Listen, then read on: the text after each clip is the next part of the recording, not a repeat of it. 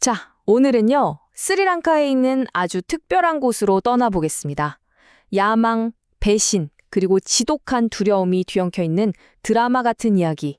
고대 바위 요새 시기리아의 놀라운 이야기 속으로 지금 바로 들어가 보시죠. 시기리아를 딱 보면요. 누구나 이런 생각부터 들 거예요. 아니 대체 왜 누가 이런 어마어마한 높이가 무려 200m나 되는 바위 꼭대기에 수도를 만들 생각을 했을까? 이 질문의 답을 찾으려면요. 한 왕가의 아주 어둡고 비극적인 사연을 들여다봐야 합니다. 이름부터가 정말 멋있죠? 사자바위. 근데 이곳은요, 그냥 단순한 요새가 아니었어요. 고대 공학과 예술이 만들어낸 그야말로 경이로운 결정체였습니다. 정말 놀라운 게 뭐냐면 이게 그냥 요새가 아니었다는 거예요. 바위 꼭대기에 궁전은 물론이고 아래에는 분수가 뿜어져 나오는 정원에 또 아주 발전된 지하 물길까지 시대를 수백 년은 앞서간 정말 완벽하고 정교한 도시였던 거죠. 그래서 진짜 궁금해지는 겁니다. 도대체 누가 그리고 왜 이런 엄청난 걸 만들었을까요? 자, 그럼 이제 갈등의 한가운데로 한번 들어가 볼까요? 이 모든 비극이 어떻게 시작됐는지 콩가루 집안이었던 한 왕가의 이야기부터 살펴보겠습니다. 이 이야기의 핵심 인물은 딱 3명입니다. 아버지인 다투세나 왕, 그리고 그의 두 아들이죠. 카샤파가 첫째 아들이긴 했는데 문제가 뭐였냐면 어머니가 왕족이 아니었어요. 그래서 정통성은 왕족 피를 이어받은 둘째, 이복 동생 무갈란에게 있었던 거죠. 이때부터 이 형제 사이에 끔찍한 균열이 생기기 시작한 겁니다. 야망은 큰데 왕이 될 수 없을지도 모른다는 두려움에 휩싸인 카샤파는 결국 넘지 말아야 할 선을 넘기로 하죠. 군 총사령관과 손을 잡고 왕국을 통째로 삼키려는 계획을 세웁니다. 이 쿠데타가 정말 순식간에 벌어집니다. 아버지를 감옥에 가둬버리고 동생은 목숨을 건지려고 인도로 도망가게 만들죠. 그렇게 카샤파는 그토록 원하던 왕자를 손에 넣었습니다. 하지만 그의 통치는요, 시작부터 용서받을 수 없는 죄악 위에 세워진 것이었습니다. 그렇게 왕이 되긴 했는데 그의 통치는 두 가지 감정으로 가득 차게 됩니다. 바로 동생이 돌아올 거라는 두려움과 하늘을 찌르듯한 야망이었죠. 카샤파는 아버지가 엄청난 보물을 숨겨뒀다고 믿었어요. 그래서 감옥에 있는 아버지한테 가서 딱따라하기 시작합니다. 그 보물 내놓으라고요. 아마 그걸로 자기 세력들에게 상을 주고 새 왕국의 기반을 다지려고 했던 거겠죠? 근데 다투세나 왕이 아들을 데려간 곳은 금은보화 창고가 아니었어요.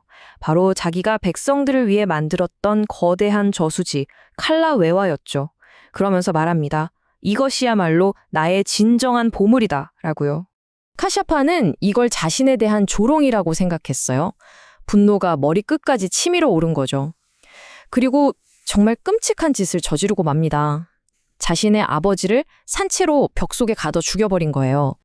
아버지를 죽인 왕. 이제 돌이킬 수가 없게 된 거죠. 백성들의 손가락질은 물론이고 언젠가 복수하러 돌아올 동생 무갈란에 대한 공포에 시달리기 시작합니다. 그에게는 그 누구도 뚫을 수 없는 절대적인 요새가 필요했습니다. 그래서 고른 곳이 바로 시기리아입니다. 여긴 정말 완벽한 장소였거든요.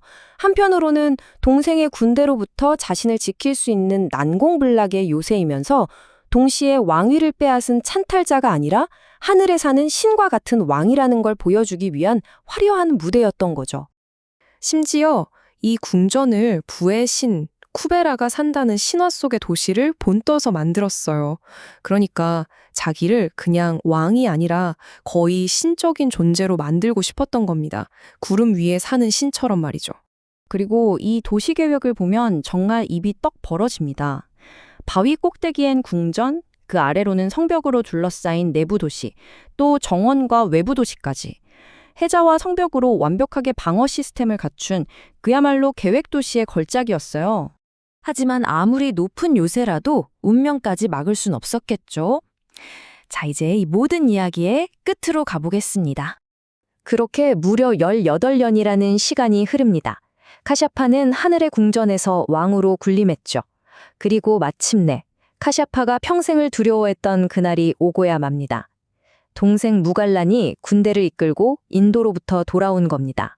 근데 여기서 카샤파가 좀 의외의 선택을 합니다.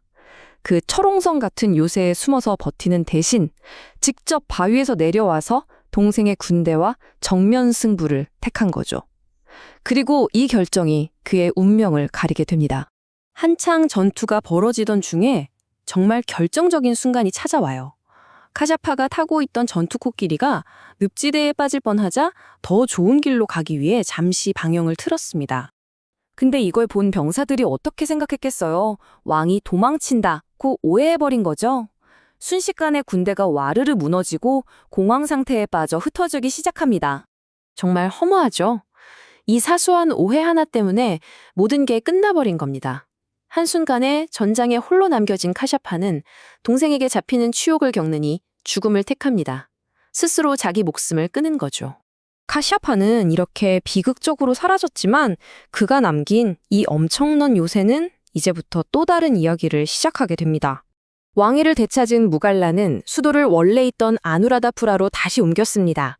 그리고 형의 장례를 치러준 뒤 이 어마어마한 도시 시기리아를 원래 주민이라고 할 수 있는 불교 승려들에게 다시 돌려주었죠. 그래서 오늘날 유네스코 세계문화유산이 된 시게리아를 보면서 우리는 이런 마지막 질문을 던지게 되는 거죠. 과연 이 놀라운 창조물은 지독한 두려움이 만들어낸 피난처였을까요? 아니면 스스로 신이 되고자 했던 한 남자의 위대한 야망이 빚어낸 걸작이었을까요?